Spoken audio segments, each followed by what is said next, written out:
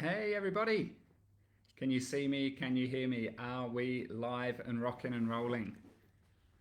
I'll just give this a few seconds to get started. Let's see.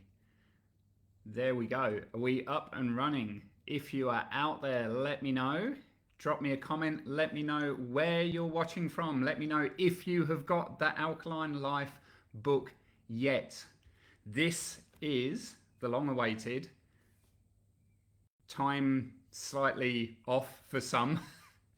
A brief apology there. Alkaline Life Book Club session. I hope you guys can all see me and hear me okay. We are live now. Let me just check. We are streaming on all our different channels. We appear to be. Guys, awesome to have you here. I must apologize first out. There was a typo in one of the emails. That is the email that everybody took their notes from. I've sent like 4 emails about this. All of them had the right time except for one in the wrong place at the wrong time. And apologies for the people that tuned in at 9 a.m. Eastern. It was supposed to be 9 a.m. Australian Eastern, 6 p.m. Eastern, which is what we are now, and we're rocking and rolling. For all of you guys who have already purchased the Alkaline Life book, I am deeply grateful to you. It is something I'm incredibly proud of, and it's something that we're going to start going through today. If you don't have your book yet, still join us, still be a part of this. There is a lot to be learned here. Pick up the book when you can. I've put the link in the comments. That will take you to Amazon in your country. And you can order, and it should hopefully arrive the next day if Amazon stick by their promises, which they haven't for some people I know in Australia and for some people in the UK. But books are arriving every day. Today we are going through part 1, which is the foundation of the Alkaline Life. We're going to be talking about exactly what that means, where you should start, the most important knowledge that you need right now to get started. None of the stuff you don't need to know right now, because overwhelm is the thing we are most trying to avoid. We'll touch on that in a moment. We're going to work out all of the foundational steps that you can implement today. So this is action packed. This is giving you clarity. This is giving you a plan, and this is getting you moving forwards. If any resources come up that I mentioned during the session, if there's any recipes or supplements or anything like that I mentioned, I will put together a little pack that I will link to in the comments, so you don't need to worry about scribbling too much down just now in terms of recipes that I share or things we talk about. You can just listen, take notes on what you want to implement today. In a couple of days, we're going to be going through part 2 of the book, where we're going to start addressing specific health challenges and health issues. We're going to be covering fatigue, we're going to be covering weight, we're going to be covering hormone imbalance and digestion. And then in the 3rd session, we're going to be actually building your plan. This is us going through that Alkaline Life book. So again, I have got several copies on my desk and one behind me. If you haven't grabbed your copy yet, go grab your copy. And for all of you who are here because of Hay House, I welcome you into my world. For all of you who are here because of articles that have started popping up in First for Women, Women's World, the Daily Express in the UK. There's been a few syndicated through all different news outlets. Welcome to you as well. It's so exciting to have you here. And let's get into it. What is the Alkaline Life? Look, this comes from a place of balance. And it comes from a place of abundance. And it comes from a place of nourishment. Your body craves balance. It craves balance throughout every cell, every organ, every gland, every part of your metabolism. Your daily functioning is driven by balance. Your pH balance is one of those balances, and in many respects, it's the most important balance. The pH of your blood, of your digestion, of your pancreas, of your liver, of all of your extracellular fluids, of your saliva, your urine, is all incredibly tightly regulated. Our goal, our number one goal with the Alkaline Life, is to provide the body with the tools it needs to maintain that balance. listen, your health is very complex. Sickness and disease is very, very complex. The science behind living alkaline is very, very complex. But the solution is simple. Your job is simple, and it's just to simply give your body the tools it needs to thrive. And those tools are abundant in nature. The vitamins, the minerals, the antioxidants, the anti-inflammatory rich foods, the chlorophyll rich foods, the fat rich foods. These foods that Mother Nature has provided us with are in abundance in nature. All we need to do is give the body these tools, and your body knows how to maintain that balance. It's called the alkaline life because your blood pH is possibly, alongside your temperature and a couple of others, is one of, if not the most important balance that your body works hard to maintain every single day. And your blood pH needs to be slightly alkaline. 7.365 on the pH scale. This is essential. When it drops below this, all sickness and disease occurs. If it drops too far, we simply die. We're going to get into diet-induced acidosis and what it means when your blood pH drops in a lot more depth today. For now, the big picture is that alkaline life is about balance. It's about providing your body with those nourishing foods to maintain that balance. What this means in practice is that you are looking to consume 70-80% of the foods and the drinks on a daily basis to be more so alkaline forming foods and drinks, and 20-30% can be more like neutral, and some of those, of course, acid forming foods and drinks. The important distinction here is the word forming. It's what the impact the food has in your body when it's metabolized. So when we're looking at alkaline forming foods and acid forming food lists, we see some discrepancies. We see sometimes things like lemon appear on the alkaline forming side, and we go, lemon, but that's just citric acid. It's because the impact that the minerals in the lemon, once it's digested by the body, has an alkaline forming effect on the body. Similar with tomatoes, similar with limes. Some foods that we think, oh, they've got lots of alkaline minerals and vitamins and stuff in them, so they would be alkaline, right? Like higher sugar fruits, oranges, pineapples, dates.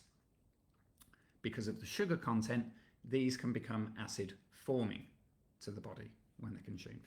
It's a key distinction. The big picture is the vast majority of foods that are healthy, fresh, nutrient rich, the ones you know that your parents and your grandparents told you were good for you, leafy greens, nuts and seeds, cruciferous vegetables, salads, veggies, oily fish, all of these foods that we know are good for us. They've got that nutritional content that is in abundance. Typically, you will find 99% of the time you can go forth with wild abandon with these foods and know that they are alkaline forming. The foods that are acid forming, you probably already know those as well. Sugar, gluten, processed foods, takeaway foods, junk foods, pizzas, chips, soda, caffeine, dairy. These foods fall on the acid forming side of the list. Now, we don't ever have to be perfect. Again, we're aiming for that 80%, 70 to 80%. It can be 60% when you're first starting out, but we're aiming to make most of our food choices alkaline forming and not acid forming. And that's the very, very simple premise. The foods that are the most beneficial to the body all tick 3 boxes. This is something that I really talk about in the book as one of the foundational principles of the alkaline life. All sickness and disease can be traced back in some manner. Sometimes it's more one, sometimes it's more the other, but to 3 conditions within the body. 3 primary, sometimes they're a primary condition, sometimes they're a secondary condition, but acidity, inflammation, and oxidative stress. When we create all 3 of those conditions within the body, our risk for chronic disease goes up exponentially. When we create the condition of one of these conditions within the body, the outcome can often be a flow-on effect that it creates oxidative stress or inflammation. And inflammation can create acidity. And Darlene, thank you very much. And oxidative stress. And oxidative stress can cause inflammation and acidity. They are the trifecta that sits as the precursor to so many debilitating health conditions that we're dealing with in the developed world today. Acidity, inflammation, and oxidative stress. So it makes sense that the foods that we're aiming for, the opposite of these three things, being alkaline, antioxidant rich, and anti-inflammatory foods, are going to heal us and help us provide that balance. These foods are all abundant. They're all available to us. They're simple foods. I want to talk to you a little bit about the science of diet-induced acidity, because it's really important to get your head around it. And a lot of the questions or concerns or even criticisms, dare I say, of living alkaline and following a more alkaline diet are from misunderstandings around what diet-induced acidity is and what the goals of living alkaline are. So when we're considering that the most alkaline foods are leafy greens, cruciferous vegetables, other vegetables and salad items, nuts and seeds, oily fish, healthy fats, proper hydration, sunlight, and when you are considering that the foods on the acidic side are sugar and gluten and processed foods, processed meats, takeaways, microwave meals, junk food, packaged food, flavorings and preservatives, food chemicals, and so on, there shouldn't really be any argument about whether the alkaline diet is a worthy pursuit for a health goal. But people do still get a little bogged down in the definitions. So I do want to just quickly talk about what it means to live alkaline and what it means to avoid acidity, address some of the definitions. We talk about this in quite some depth in chapter 3 in the book, because a lot of people will say, as soon as you show them your book, as soon as you go, hey, look, this is what I'm doing, there's this guy, this great book, really enjoying it, they'll go, oh, don't be silly, your body controls your acidity, there's nothing you can do about it, so what are you talking about? It's a fad. It doesn't make sense. Where's the science? There's no science. I can show you some of the science. Some of the science is in here, and there's pages and pages and pages and pages of it. These are all the references. I think we counted that there was about 260 or something references in there. The studies are there. The studies show unequivocally that diet-induced acidosis is a significant risk factor for cancer, many, many cancers, if not all, cardiovascular disease, type 2 diabetes, reflux, gout, liver disease, chronic kidney disease, digestive imbalance and digestive diseases, atherosclerosis, Crohn's. The science is there, the studies are there. There is absolutely no debate and there is no doubt. And it's around this concept of diet-induced acidity, creating the conditions within your body where the risk of disease grows exponentially, and how an alkaline forming diet, the studies often call it alkalinization therapy, which is basically getting them to eat an alkaline diet. Occasionally they give them some alkaline mineral supplements as well, but it's usually just the diet because that's easiest to control the study conditions. And how living alkaline removes and reduces that risk. If you've got the book already, you can thumb through yourself. There's, chapter 3 we're talking about now. There's 22 studies referenced in that one. Chapter 4, goodness, we've got 76 studies referenced in that one. Chapter 5, 43 in that one. So there's quite a few studies out there. The studies typically show, and I will talk you through just a couple that I found really interesting from the last sort of 6 to 12 months that have come out that have been fantastic. The studies show that there is a condition within the body called diet-induced metabolic acidosis. The full name is chronic diet-induced metabolic acidosis, often shortened to just diet-induced acidosis. As we talked about, your body will do whatever it takes to maintain your pH balance of your blood, because if your blood pH drops even slightly below where it should be, your kidneys shut down, your lungs shut down, you die pretty quickly. Your body will drop everything to prevent that from happening. It is so incredibly stressful for your body to regulate your pH. It doesn't regulate it all the way back up to ideal, that 7.365. It will regulate you to a place where you are safe and you won't die, but it is far from optimal. There's a range just below ideal. This being ideal, 7.365, there's this range here. In the book, I refer to it as the safe zone, and I use these air rabbit ears because it isn't that safe. It isn't that safe. You're not going to die, but it's within this zone that incredible stress within the body occurs. The stress to get it from here to here has instant knock-on debilitating effects. Your body very quickly uses the alkaline buffering that we've evolved with. It has the capacity to produce sodium bicarbonate, which is an incredibly alkaline agent. But that we've evolved to cope with a diet that is the prehistoric diet of nuts and berries and occasional meat and occasional honey and things like that. Lots of leaves and shoots and things. We haven't evolved with an acid buffering system to cope with a can of soda and a coffee and a bagel. It's very quickly exhausted. And the other regulating mechanisms, including your kidneys, including your lungs, are also rapidly exhausted.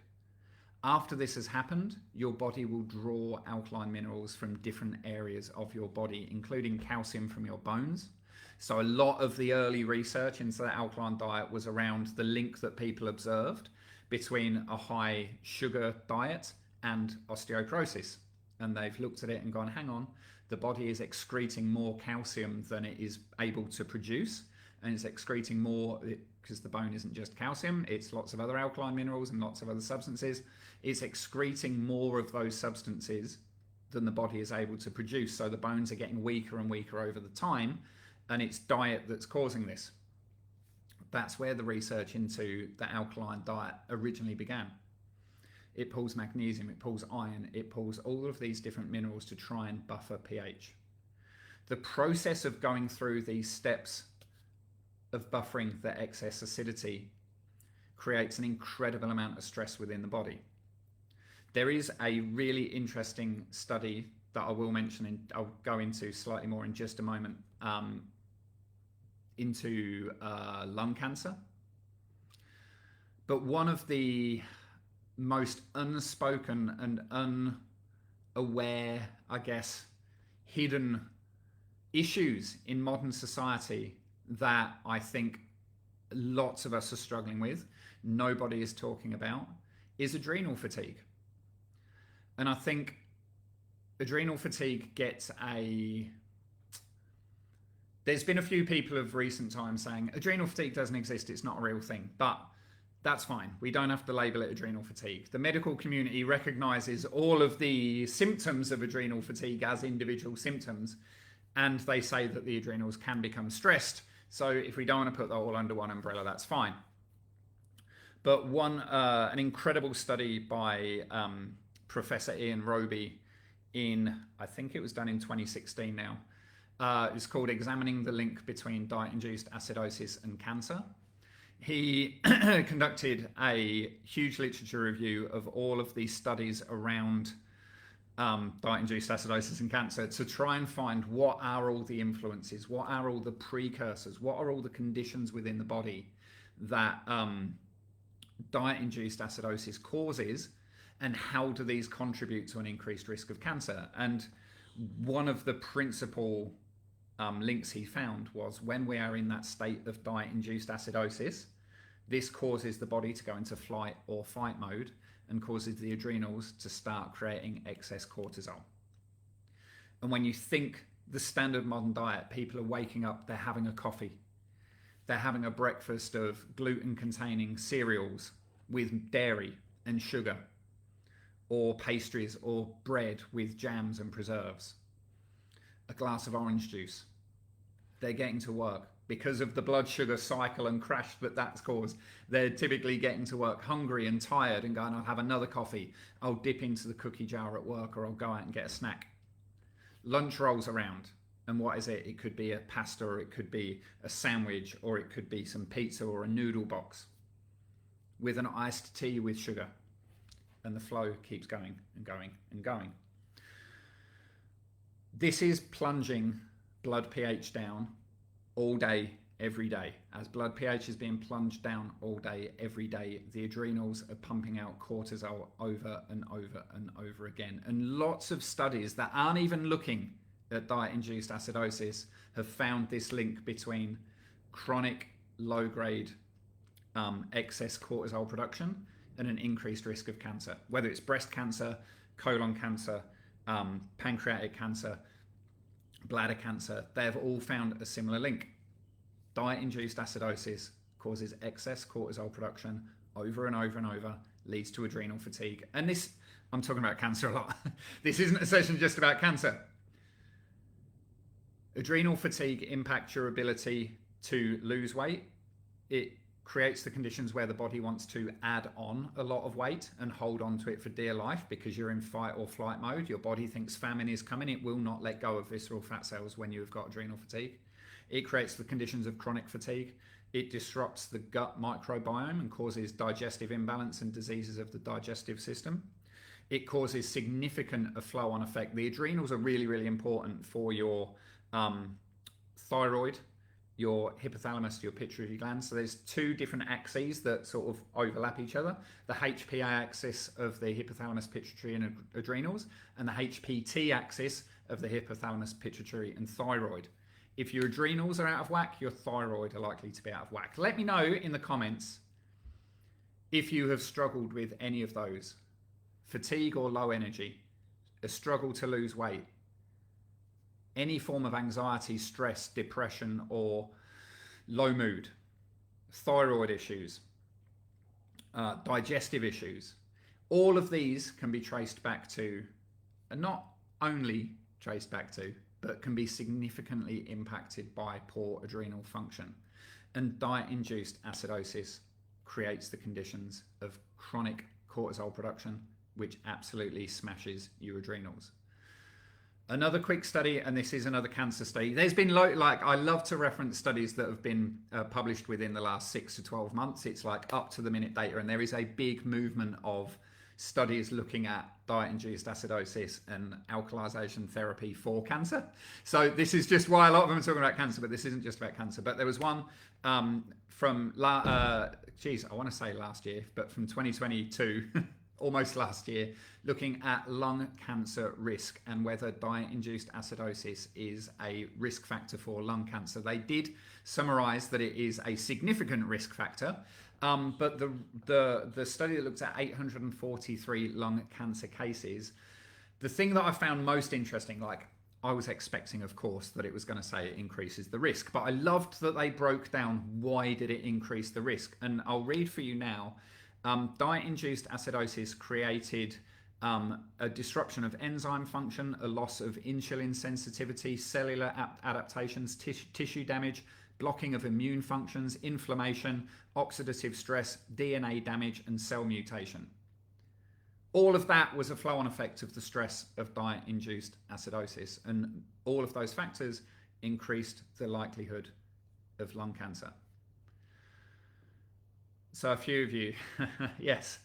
So Lee, struggling to lose weight. Deneen, fatigue, weight loss issues, digestion, mood issues. Judy, fatigue, low energy, digestive. Mary, all of the above. Heather, Sid, yes. So you can see just this one thing. Forget about all those other things I just listed. The enzyme disruption, the immune disruption, the hormone disruption, the oxidative stress, the inflammation. Forget all of those things for a second. Just this one impact of diet-induced acidosis causing excess cortisol production increases the risk dramatically for all of these things you're listing there. And that's one thing. One thing. That's not even mentioning the other impacts of diet-induced acidosis and why we see so many studies, particularly within the last 5 to 10 years, that have found diet-induced acidosis as a significant risk factor for cardiovascular disease, for stroke, for other neurodegenerative disease, for type 2 diabetes, for cancer. the biggest killers in the developed world, diet-induced acidosis is a significant risk factor. And the solution is a more alkaline forming diet. This is conclusive in the data. It's conclusive in the studies. It's simple. It's simple. We are not trying to make our bodies more alkaline. I should be clear on that. If any of you can also message Patricia and tell her to refresh. We haven't gone anywhere. In fact, can any of you confirm to me that we haven't gone anywhere? It's still showing on my side that there's lots of you still here listening. Our goal is not to make the body more alkaline. This is very, very important. This isn't our goal. The goal of that alkaline life is to support the body to maintain that slightly alkaline balance of the blood effortlessly. This is essential. We are not silly. All of these 200 and whatever studies in my book are not silly people. They're clever people. These studies are published in the British Journal of Clinical Nutrition, Nutrition Journal, the American Journal of Nutrition. Like, these are top ranked, high quality, very, very hard to get into journals. They are not crazy people. We understand that the digestive system in its first stage is acidic. We also understand that the second phase of digestion is alkaline. We understand that the urine is typically mildly acidic and the saliva is mildly alkaline. We understand that the pancreas is slightly alkaline. But there's areas of our body that are acidic. We get that. Different areas of the body have got different pH. We are trying to support the blood pH, because if the blood pH drops, and the blood pH is arguably the most impacted by diet, if the blood pH drops, our health becomes a massive struggle day in, day out. So the alkaline life is simple. The alkaline life is really simple. We are literally just looking to consume 70 to 80% alkaline forming foods and limit the acid forming foods to 20% or so of our diet. We want to start our day right. Starting the day right makes it so much more likely the rest of the day is going to go right. We want to be nourishing from when we wake up. We want to be properly hydrated. We want to be eating those anti-inflammatory rich foods to support the body in fighting the inflammation that occurs all of the time. We can't control that. We're exposed to things, toxins and things that are totally out of our control, that creates inflammation in the body day in, day out. Any condition that you have now, just looking at some of them in the chat: digestion, high blood pressure. Who else have we got here? Reflux, immune. These all create inflammation within the body. They're all complex problems, but the solution is simple.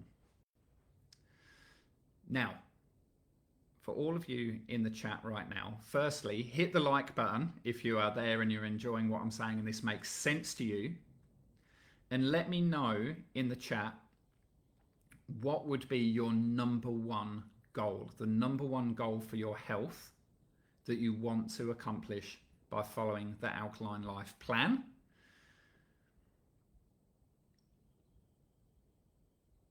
And we will just quickly, they're coming through. Visceral fat that I can't shed, high cholesterol. These, I mean, there is, what I will share with you is some of the studies for each of these conditions, because it is important that you have the data. That's really important to me. Energy, Sid, you are going to love Dawn Energy, that I am going to be doing a deep dive workshop on energy. It's going to be mid-February, so look out for that. To age well with normal blood pressure, normal healthy weight, digestive disorders, energy, digestion. There's lots coming through around energy and digestion. Lee, reverse osteoporosis. The Alkaline Life is just absolutely fantastic for osteoporosis. Mary, I will definitely send through the studies on breast cancer, thyroid, with so many success stories. And any of you here, give me a wave or a yeehaw or something in the chat if you're already part of my Alkaline Life Club, because there are lots of people that have overcome lots of these things in there already, and it would be great to link you up with some of those guys so that you can share success stories with each other. And weight loss, and yes, of course, osteoporosis. Yeah, Russell, of course, yes. Where I want you guys to start, and of course in part 3 of this series we are going to be going into your Alkaline Life Plan in a lot more depth. Where I would like you guys to start is by thinking about the 2080 in the book. This is something I touch on in chapter 1, but we talk about it a lot in part 3. And it's the first principle, the first cornerstone of the Alkaline Life and getting started. Sid and Fancy, Russell, Andre, amazing. Judy, of course, amazing. You're all already in the Alkaline Life Club. That's brilliant. The 2080 of living alkaline is something that is really dear to my heart. I introduced this to the Alkaline Life Club back when it was called the Alkaline Base Camp in probably about 2014. And it completely changed the vibe inside the club and the results that people were getting, the speed of results, because it completely flips the way most people approach their health and following a healthy lifestyle and following a healthy diet. The core premise of that 80-20 is obviously taken from Pareto's law, Wilfred Pareto, who discovered initially that 80% of the wealth in any country or more is held by 20% or less of the population. He tested his theory on many countries, found it to be the same. 80% or more of the wealth was in 20% or less of the population. And then he expanded it out to say, is this a law that's universal? And found it applied to practically everything. In a business, 80% of the revenue is generated by 20% or less of the customers. In any city or town, 80% of the traffic is on 20% or less of the roads. It's applied to health, finances, engineering, mathematics. It is a law that is universal. And when we apply this to our health, it gets pretty exciting pretty quickly. We can get to, and I've seen this over and over in the Alkaline Life Club, in my effortless weight loss program, in the Alkaline Reset Cleanse, we can get to 80% or more of our biggest health goals by doing 20% or less of the actions. This is essential for you to keep front of mind while you're starting, while you're going through the Alkaline Life Plan. You can apply it to a whole diet. You can apply it to each step of the plan. It's really important. So today, as you're starting to think about, okay, so Ross is telling me I need to include 80% or so foods that are alkaline, 70 to 80% foods that are alkaline to my diet. There's wriggle room. I can still have 20 to 30% acidic foods. So I don't have to stress out too much. How am I going to start getting these alkaline foods into my diet for 80% of the time? Apply Pareto's law to this. Apply Pareto's law to this. Someone here, Deneen, has just said 5 servings of leafy greens. Absolutely. Go for that with gusto. You don't have to be perfect. You don't have to sit down and plot out your plate and this 20% of it has got, chocolate and chips on it, and the other 80% has got spinach. It doesn't have to be measured. It doesn't have to be down to the finite detail. Apply the rule of thumb. Don't get bogged down in the minutiae. Don't let yourself get overwhelmed and put off by little details. Go for it. Things like, oh, you're not supposed to drink water within 20 minutes of a meal, forget about it. Don't worry about it. Don't let the little details like that cause you to get knocked off track and then trying to be perfect and going, oh, I've just had some water, I better wait now for my meal, and then something gets in the way, and then you end up getting hungry, and then you eat something that's just a packaged snack instead. And forget all the little details, forget getting bogged down. Apply the 80-20 everywhere. In the third session, we're going to talk specifically about what those actions are. We call them the 20-80, so that it makes it more clear and obvious that it's 20% of the stuff to get to 80% of the result. We're going to go deep onto what the 20-80 actions should be for you. But for now, as you're getting started, I just want you to think about this. 20% of the actions gets you to 80% of your health goal. So when you're thinking about, should I, here's my long list of things I need to stop having coffee, I need to stop having sugar, stop having chocolate, definitely no more takeaways, cancel my Uber Eats account. And then I've got to add in, I've got to be having all these healthy breakfasts. What is a healthy breakfast? I don't know what to have for a healthy breakfast. I need to add in these leafy greens and having loads of broccoli and these anti-inflammatories. Don't do that. Don't try and do it all at once. Pick 20% of the stuff and make that happen. And you can dial down into it. You can go to within the 20% of stuff and pick the 20% of that stuff as your first step. You can keep going in, just keeping it simple. This has to be real world. It has to work out there in your real life with your kids getting to school, your busy job, working night shifts, sports and family commitments. It has to work in the real world. And this is where it's really important to really make abundantly clear, you don't have to be perfect. You can still have date night with your partner. You can still take your kids out and have a treat. You can still have a weekend off. Or if you're on holiday, just stick to the basics and have loads of just rich, amazing food while you're on holiday. When you get back, you can get back on track. You don't have to be perfect. You don't have to say no to social engagements. You can still have that glass of wine and share that cheese board. This isn't about being perfect. This isn't about changing your relationship with yourself. It's about enhancing your relationship with yourself. It's about falling back in love with your body, feeling connected to your body, enjoying foods, enjoying social experiences and family connections. Living healthy doesn't need to get in the way of that or change that. This is about being consistent and applying these things consistently and doing the right things just more often than not. Most people really, really, really underestimate how much power, how much benefit, how big the results can come from just doing a tiny amount of things, but doing them consistently.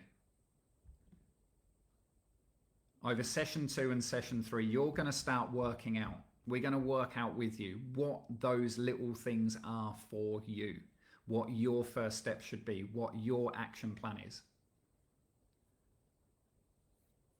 Don't stress. Overwhelm is our enemy. If you feel overwhelmed at any time, come into this Facebook group. Just say I'm overwhelmed and see the love and the warmth and the cuddles that surround you. Overwhelm has to be squashed, okay? And we can squash it. We can squash it by simply remembering little steps with consistency will get you huge results. Huge results. Let me know in the chat if that makes sense to you. Let me know in the chat if that's a relief to you. That you don't have to do everything. You can just pick 1 or 2 simple little things and get consistent with them and you will get big results. If you're not sure what those little things are for you right now, for some of you, you will intuitively know what those little things are. If you're not sure what they are, session 2 and session 3 will make it very, very clear to you. And we will get your plan together. We will give you clarity. The antidote to overwhelm is clarity and simplicity. And that's what it's all about. And that's what this book is all about. That's why I'm so proud of this book, because it does make it so simple. And the word I love the most, I bet some of you lot can guess it, effortless. That's how it should feel. That's how it should flow.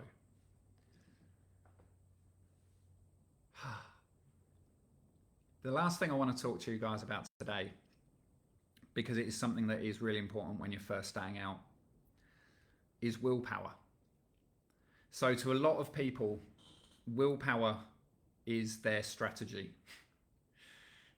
Let me know in the chat again. I'm asking you again. Let me know in the chat again if your strategy, consciously or subconsciously in the past, with a healthy lifestyle, you want to make a healthy change, and your plan is, I'm really going to do it this time. Right? My willpower is going to be strong. I'm going to push through. I feel really motivated this time. It's usually because something has made you go, holy crap, I need to get on top of this. Or some event you've been going, oh, I definitely need to get into this shape for this event. And then, oh no, I'll start soon. And then it's like a week away and you go, no, now I've really got to do it. Willpower is not a strategy. We have to remove any need for willpower, okay? And it's easy to do, simple to do, and you'll see as we go through lessons 2 and 3 in this series how willpower becomes completely inconsequential. We have to avoid willpower, and there's a couple of reasons why. Firstly, willpower is a finite resource. We wake up in the morning. Some of us get straight on our phones. Don't do that. If you want good sleep, don't do that. We can talk about sleep if you guys have got questions on sleep. We can talk about that in the Q&A. And if you do have questions, guys, get them into the chat, because I'm happy to stay online and answer all of your questions for as long as that takes. But willpower is a finite resource. We get up, we get bombarded with information. We have to decide, should I look at my phone or not look at my phone? What should I look at? Then you go to the news and you're making decisions like, oh, check my emails. And then you're making lots of decisions there. What should I have for breakfast? Should I put the TV on? Should I get to work early? Should I go to the gym? Should I tidy up the kitchen now before I go to work, or should I just get to work? No. As soon as you get to work, bang, bang, bang, bang. Willpower gets depleted quickly. We haven't known about this for all that long. Like, it's a relatively new discovery that willpower gets depleted. We suffer decision fatigue is a real thing. Willpower isn't only there to regulate your healthy choices. In fact, that's possibly one of the last things it's doing, to be honest, because healthy choices are often a conscious decision, and willpower is being used up subconsciously from the moment we wake. That's very refreshing. So willpower gets depleted, and when we're out of willpower, we are not making the right decisions. Reason number 2, and this makes things even worse, is willpower is fueled by sugar, by our blood sugars, by glucose. So when our blood sugars are low, what happens when our blood sugar is low? Who can answer that for me in the chat? What happens when our blood sugar drops?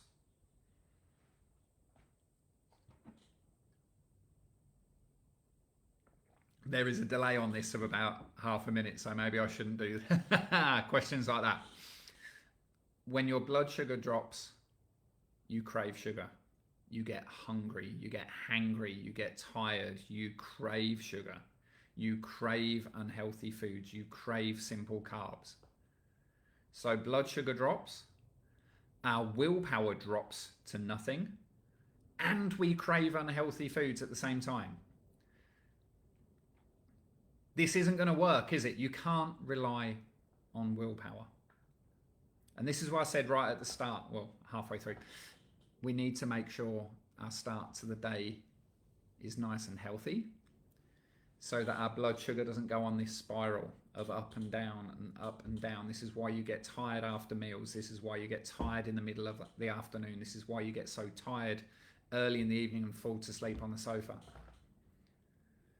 It's why you get so hungry around 10 o'clock and reach for the cookie jar at work.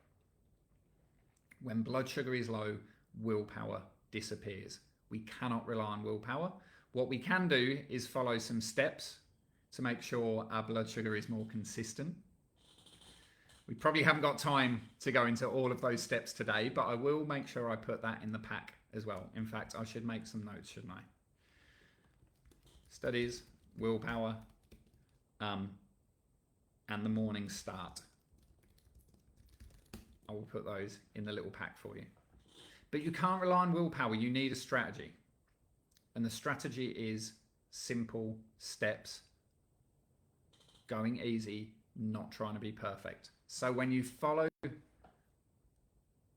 the principles of not trying to be perfect, of taking it easy and keeping it simple, and you do have a slip up, it's okay. It's part of the plan. If you have something that's not alkaline and it's a bit acidic and it's a bit naughty, that's okay. That's okay. You're giving yourself complete permission for that to be okay. When you give yourself permission, conscious permission, that it's okay, because our goal today is just to do those 20% things, tick those boxes, and that's fine. You remove the stress, you remove the anxiety, and there is no requirement for willpower to feature as part of your strategy. You simply focus on getting those good bits in, ticking your boxes, the 20% of stuff, and everything else is a bonus from then on. And it takes away the stress and it takes away the pressure. In session 3, I'm going to go into that in a lot more detail with a lot more of a strategic plan for you. But I know that there's 5 days between now and session 3, and I want you to go into this with confidence. So please, please, please remember that. You don't have to be perfect. Baby steps, one step at a time. For the next 5 days, what it would be great for you to do is write down, put it in the chat if you like, but what is just one box that you could tick each day? One thing that you could do towards your health each day for the next 5 days. And we'll see where we are when we get to session 3. But just put that in the chat now. What could you do for the next 5 days? One simple thing each day. Everything else you do on top of that is a total bonus. It's absolutely fine. But one simple step each day for the next 5 days. Remember, your body is craving balance. Your job is to give it the tools it needs to effortlessly maintain that balance. And those tools are those alkaline forming foods. Leafy greens, cruciferous, salads, veggies, nuts, seeds, oily fish, healthy fats, good hydration, some sunlight, some positivity, and that's all we need. That's all we need. The alkaline life is about abundance. It's about nourishment, and it's about simplicity. We make it delicious along the way, of course. But it's simple. It's simple. So you guys, Dawn, Darlene, Russell, Judy, Heather, Ghislaine, Judy, Dawn, you've all put in some fantastic first steps. There's a bunch of you out there that haven't committed to your first steps, and that's fine. I'll assume you've written them down on a piece of paper. So my challenge to you over the next 5 days is to stick to that one step. And my little tip, my little tidbit that I want to leave you with is I want you to write down the night before you go to sleep when and how you are going to accomplish that one thing. This little step is magic. Before you go to bed at night, write down how and when and where you are going to accomplish that one thing tomorrow. When you do this, not only are you committing to it, but you're putting it into a plan so you know when and how it will happen. Your day won't just whiz by and you'll go, oh, I forgot. But subconsciously, you are drawing your mind to it as well. Your reticular activating system, we've talked about on a few sessions lately, which is the part of your brain that filters out all the other stuff going on and focuses you on just the 1 or 2 things you're doing right now. You're not thinking about that itch that's behind your knee, or the feeling of your blood pumping through your wrists or your neck or your earlobes. You're not thinking about how the temperature of your body or the sound of that aeroplane outside or the books in the background here. You're thinking about 1 or 2 things. We're exposed to thousands of stimuli all the time at any given moment, and our brain chooses and filters for us. When you do this little step, you write it out before you go to bed at night, your brain will do the filtering for you, and it dramatically increases the likelihood you'll do it. So those 3 reasons make it super powerful. So do that, do that, do that. Sid, that's a wonderful idea. That's a wonderful idea. So guys, we're coming towards the end of session 1. This is touching on part 1 of the book, The Foundation of the Alkaline Life. I will put a little pack in the comments below this with a little bit of extra information. I will send you the link to my in-depth acid alkaline food charts and my 1-page print out and stick on the fridge food charts. I will send you the studies that we've talked about, the morning routine that makes things really easy, a handful of recipes, and my guide to willpower. And was there one other thing? No, I think that was all we covered. If any of you guys have any questions, you can let me know now in the chat and we can cover them. Or if you think of questions later, or if you're watching this on the replay, put your questions in below and I will either shoot a little video for some of the questions, or if they're quick ones, I'll just answer them in the chat. This was part 1, the foundation. In part 2, we're going to be getting our hands dirty and getting into the nitty-gritty of using that Alkaline Life plan for specific conditions. Weight loss, digestive healing, hormone imbalance, fatigue. We're going to see the Alkaline Life in action. We're going to be applying the 2080 actions to each of those health challenges. And you're going to see how it is, how powerful the Alkaline Life is. And thank you to all of you with your loves and your hearts and your likes in the comments. And we're going to see how powerful that Alkaline Life really is for all of these conditions. And of course, session 3 is where we're going to be building your plan and the rubber hits the road and we're going to be making this happen. So guys, if you haven't got your book yet, there's the link. Again, I should pin that. I need to find out how to pin. Oh, there you go. There's a pin button. Pinned. Done. And this group is here for you. Donna makes an amazing point there. This group is here for you. Use this group. Don't be shy. Post your questions. Reach out for help. Celebrate wins. Any of you that have already had wins, put them in this group. You do not understand the power that this gives to other people when they see normal folks out there living it and making it happen and making it real. You guys all saw Ghislaine's post about making her lovely little turmeric and ginger ice cubes. That has inspired hundreds and hundreds and hundreds of people. Thousands of people have seen that post. Share your wins, but also reach out if you need a hug, if you need support. We are here for you as a group. There's many, many people in this group now. We can do this together. The power of community is real and I love it. So gratitude to you guys again. Thank you so much for being on this session with me. Apologies for the time mix up. The other sessions will all be at this time, 6 p.m. ET, 9 a.m. Brisbane time, Australian Eastern time, not American Eastern time. That was our mistake.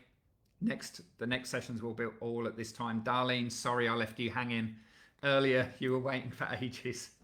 There's a few of you and thank you for showing up again now. Guys, much love to you. I will see you all on the next session. Until then, read part 2 of the book and we'll cover it all in the Alkaline Life Book Club session 2 in a couple of days.